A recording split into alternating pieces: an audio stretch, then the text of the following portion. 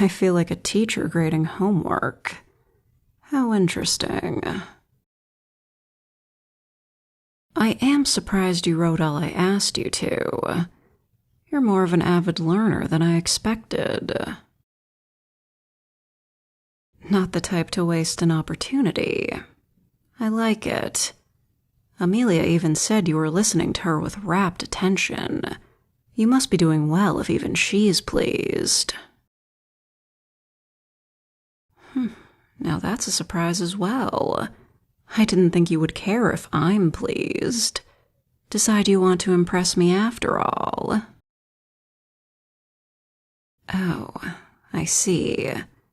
Hoping for an early dismissal, are we? I'm afraid not. Don't tell me you haven't been keeping an eye on the schedule. Oh, my dear kitten. As though I would forget. I'm practically counting the hours between each feeding. I've been very patient with you. So it's time for my reward. Well, perhaps it's a reward for me doing such a good job of teaching you then.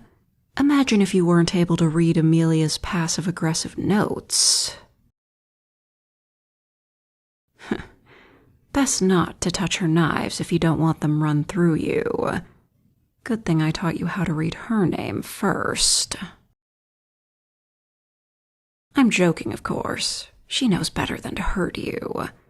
But her temper is very real. I don't blame her.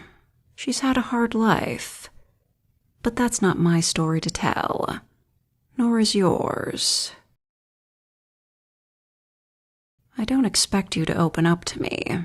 Certainly not at this stage. But there's no need. I've seen enough already, whether I wanted to or not. Drinking blood can come with certain conditions. Some call them bonuses, but I certainly wouldn't. It's none of my business. But vampires do tend to prize knowledge. And what rarer knowledge is there than the memories a person has? What I'm saying is, drinking blood can transfer memories. Don't ask me how it works. Something about blood being the essence of life, so consuming transfers recollections of that life. I'm sure vampire scientists are working very hard on figuring out the particulars, but it's not going to change a thing for me. Oh no, I haven't seen your whole life. That would be far too much information to handle. I just see bits and pieces. Lonely nights hiding in dark forests. Being on the run from... I don't like seeing such sad memories either. It doesn't happen every time, if it helps. If it's a blood source I'm used to, there's a greater chance I won't see anything. But the possibility is always there. Not enough to put me off drinking straight from the neck, but it can put a damper on things. It never happens when drinking it out of a glass. I couldn't tell you why. What's wrong? You didn't know. There's a lot you don't know about vampires. And yet you agreed to step into this world. Fair, I did threaten you. But what is worse, death, or me knowing how you've suffered, as though I couldn't guess? You know I won't stop drinking from you. I need your blood. But I can be reasonable. On occasion. If you're that worried about me drinking from you, we could collect blood from you the human way. By wounding you, of course. Use something sharp, have you drip into a glass. Does that sound fun to you? Is that so? You'd rather suffer draining your blood from a piercing wound than simply being swept up in my embrace? Like so? You'd rather deal with that pain than feel me gently petting your ears while I quickly take what's mine? If you're just going to stammer, then I'll do as I wish to your neck, dear thrall.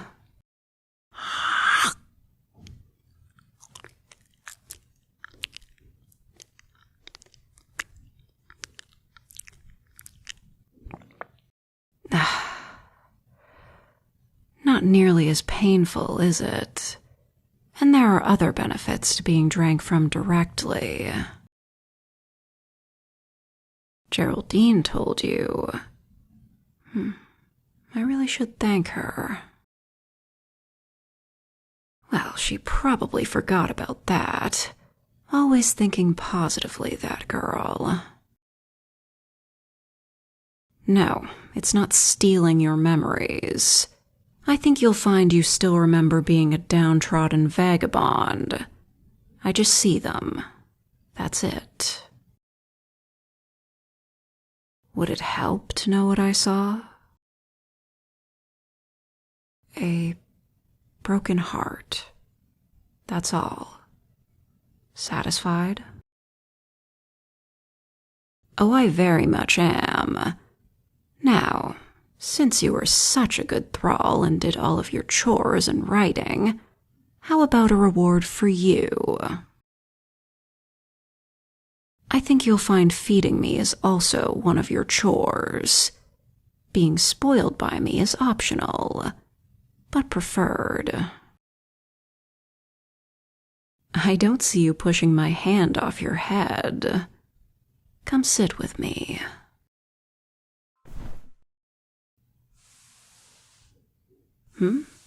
Of course I do this with all my thralls. I told you, I don't play favorites. Glad to see you can spot the difference. Just because Geraldine doesn't have cute, fluffy ears, that doesn't mean she can't be given personal attention. She's the reason I'm so comfortable with this at all. She was my first thrall. I'm sure you could guess. I didn't treat her the best. May have overindulged in her blood a time or two. Yet she still kept that smile. She was happy to be with me. She asked for so little in return. I didn't really appreciate it until I took in Amelia. To make a very long story short, she made me realize I wasn't being the kindest master, and even cuddles can't make up for overtaxing, even if one is used to it. Again, not my story to tell. I have to hold these secrets. The least I can do is keep them safe. So don't worry about me telling either of them about your past. If you want them to know, it's your choice. But you can't keep secrets from me. I didn't expect you to like it. Are you really willing to get stabbed over it, though? Oh, yes, I suppose a syringe would have been another option. Where would we get one of those? Never mind. Oh, come to your senses, have you? Just want to get it over with. I'm sure the benefit of my protection doesn't hurt either. I'm not saying you couldn't defend yourself, but you might have a hard time.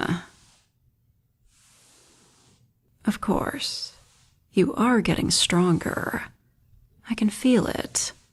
Amelia's been feeding you well. Your blood is in much better condition. And so are you. One would hardly believe you were living in the woods just a short time ago. Oh, no thanks needed. The way your tail is wrapped around me is all the gratitude I need. Oh, don't move it. Still as stubborn as ever, kitten.